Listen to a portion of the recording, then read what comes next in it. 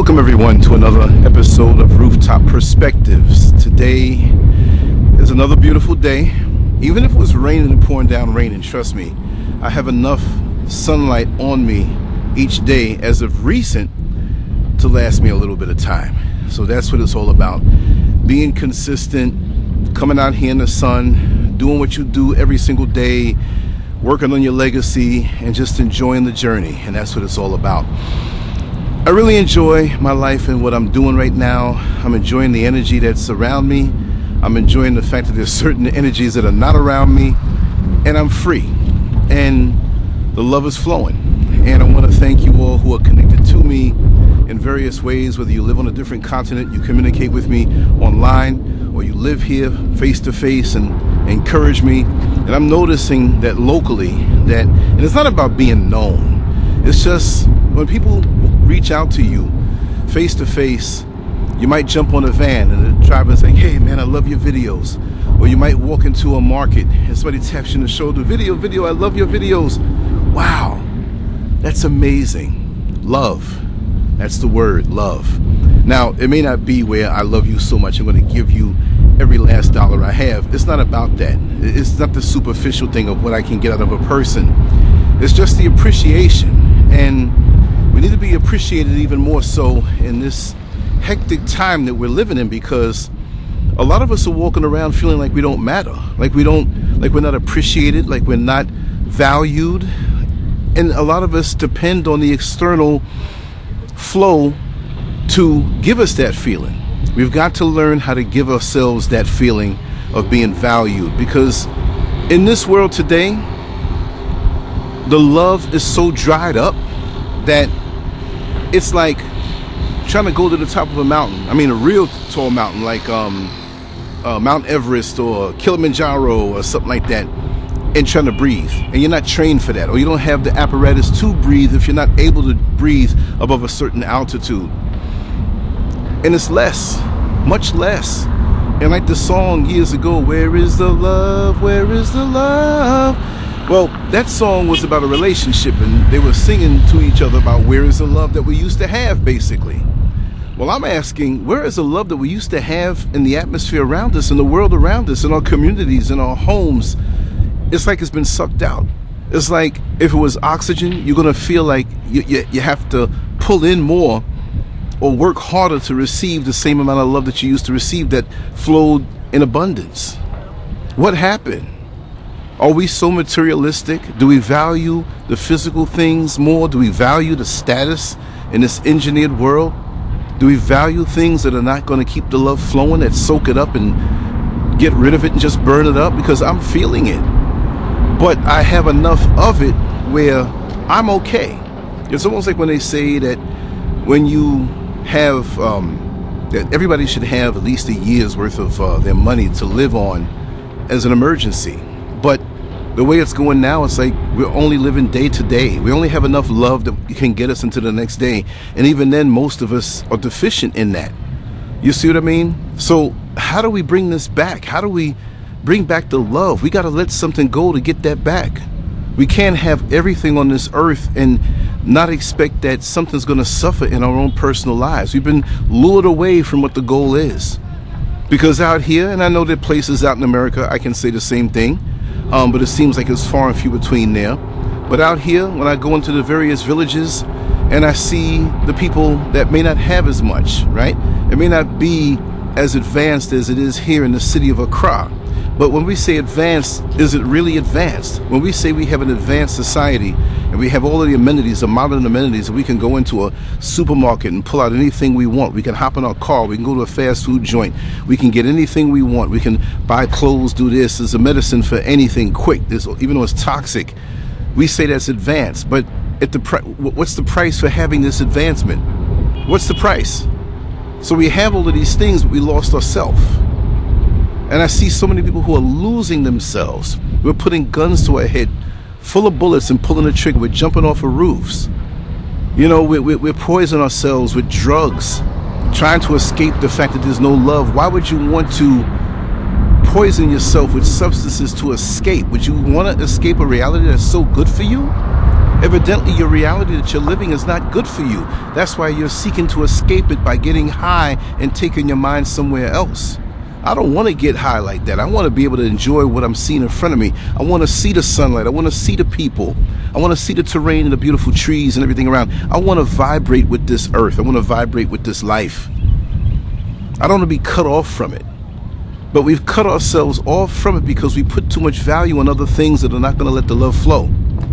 Because now we have more things and we worked hard to get more things. Now we're paranoid that somebody's going to take it from us. But when we leave this earth and when we transition, are you going to bring it with you? Or are you going to hold that feeling of love in your heart? What happens when you get to a point when you get older or you have a near-death experience and you realize that, wow, I'm sitting in my hospital bed or whatever. Let's just make this up and nobody came to visit me. But they all came around because the ones who did come around wanted to be cool with me because of the stuff that I have. So what's really important? I can give all of this up just to feel that love feeling in the community again. I mean, a worldwide community. We're about to go to war possibly, but there's always a war on the planet. Where is the love, right? But I mean, we all want the same things, don't we? Don't we want good schools for our children? Don't we want good housing for ourselves?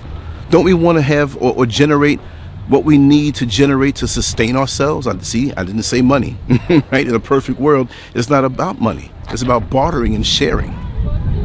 But I mean, don't we want these things? Good health care? It's going to be holistic, ultimately, where we prevent things from happening, but we want good health care, good schooling, good housing, good relationships, security that comes from trust and doing the right thing. You would need police if we all did the right thing. Could you imagine that?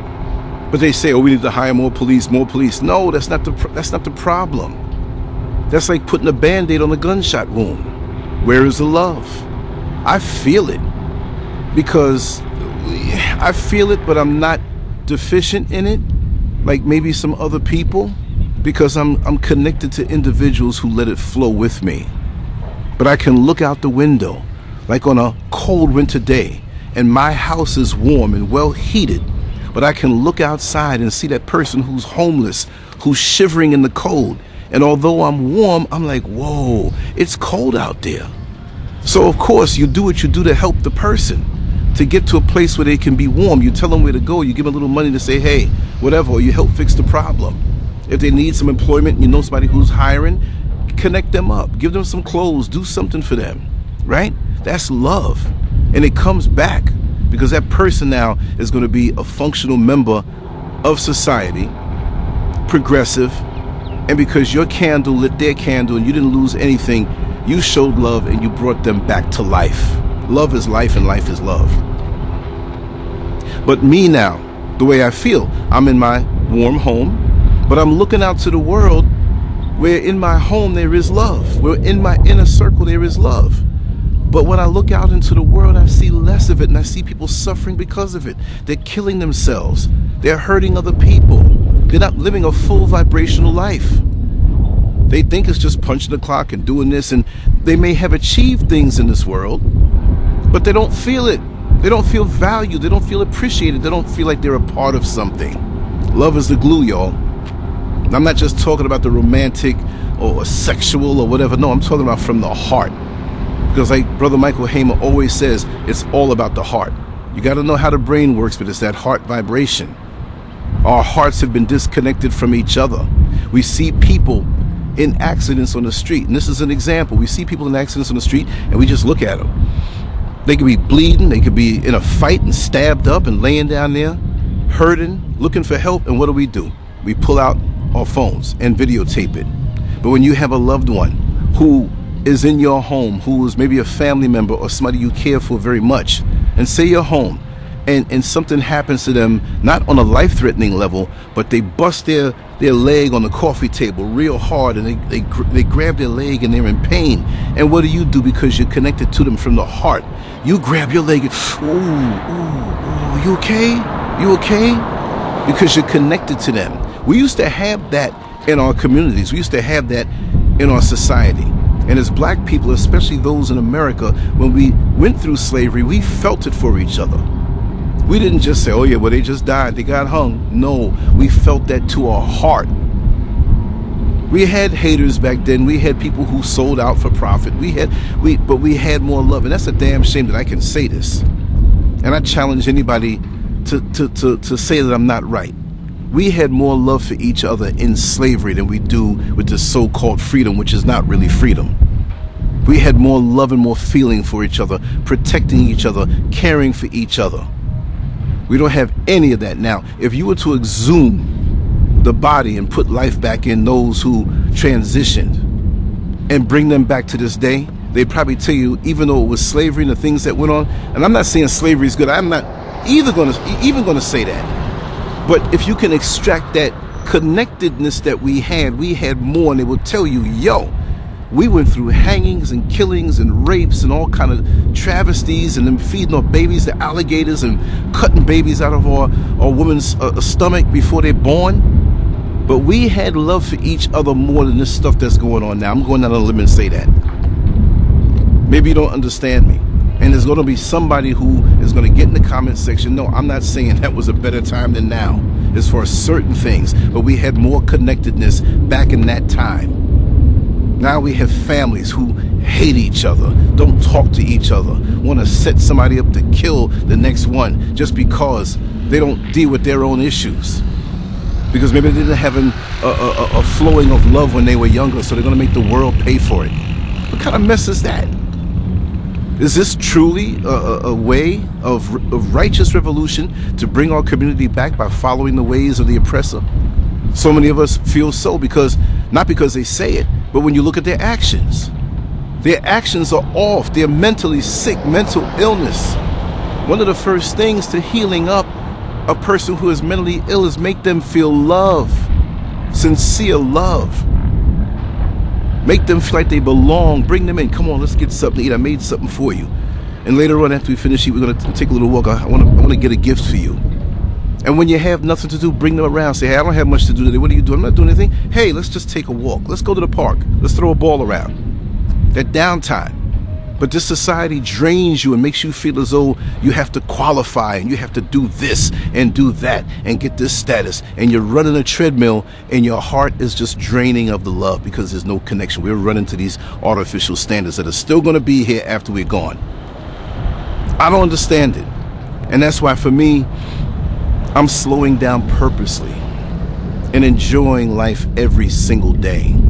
So if I'm out here right now, you must know, and I have to check the time, you must know that this is proof. I come out here and I have something to share every day out of love.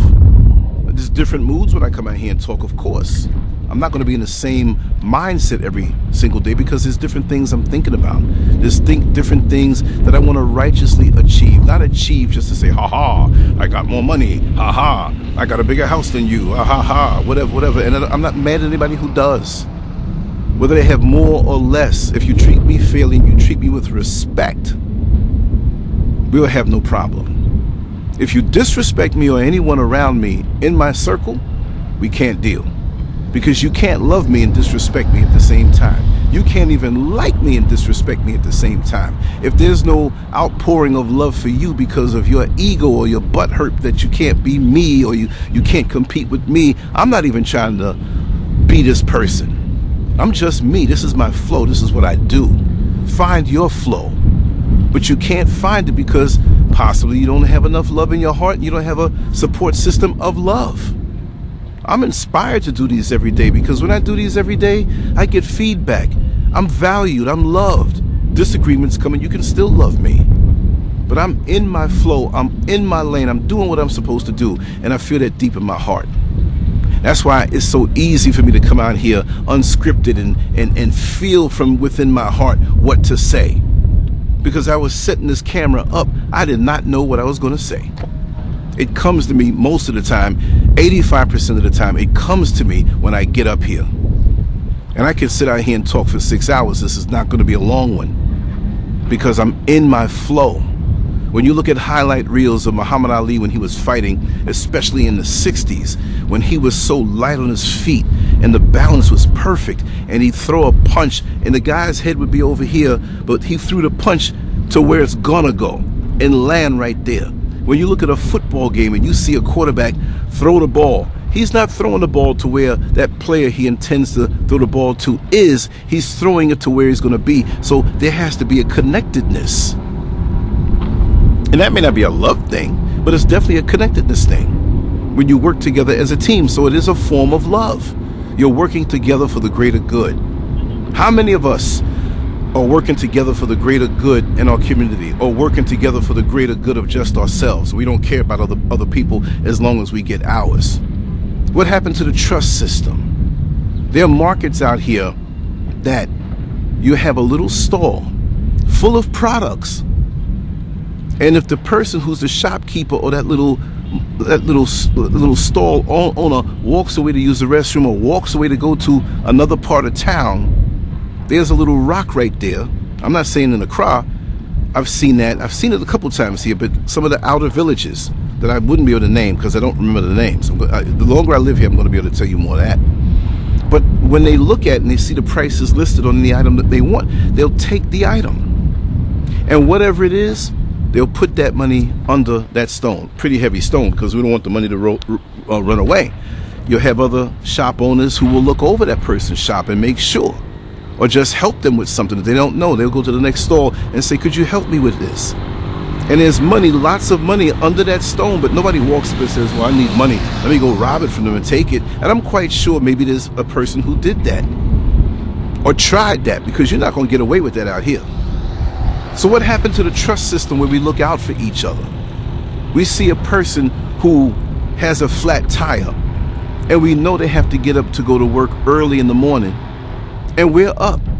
Well, if you know they're going to discover this at the very moment when they go outside to go, and it's going to take time from their commute to change a tire, ring their bell and let them know, listen, you got a flat tire here, and I know you'll be leaving soon, so I don't want you to be late to go to work.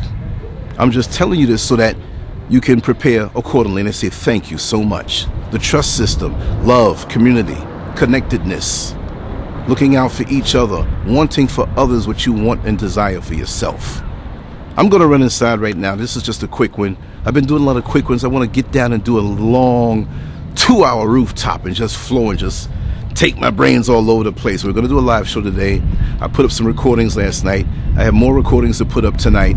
And I'm just on that flow. And I'm just so glad, because when you cleanse yourself and you clean yourself and you're tuned up and you don't have bad energy around you, the sky is the limit.